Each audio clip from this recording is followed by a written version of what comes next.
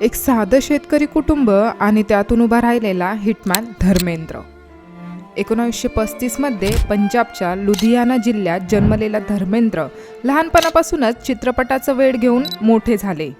वडील शिक्षक, पण मुलांच्या डोळ्यामध्ये स्वप्न होतं मोठं अभिनेता बनायचं. पंजाबच्या गावातून थेट मुंबईकडे प्रवास, हातात फक्त जिद्द आणि मनात अभिनयाची भूक.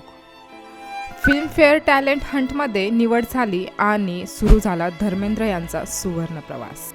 1960 मध्ये पहिला चित्रपट दिल भी तेरा हम भी तेरे.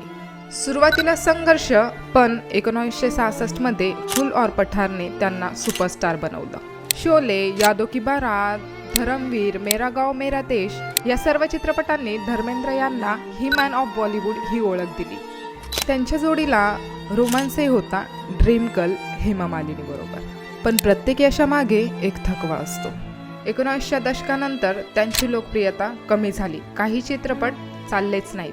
राजकारणात प्रवेश केला, पण मन नेहमी चित्रपटातच अडकलेलं राहिलं. धर्मेंद्र यांनी आयुष्यभर फक्त एकच गोष्ट केली, लोकांना आनंद दिला. आणि म्हणूनच आजही लोक म्हणतात ही मॅन फक्त पडद्यावर नाही तर लोकांच्या हृदयात जिवंत आहेत. मेहनत आणि नम्रता हेच धर्मेंद्र यांचं खरं स्टारडम. तुम्हाला जर ही माहिती आवडली असल्यास तर नक्की लाईक आणि शेअर करा. थँक्यू.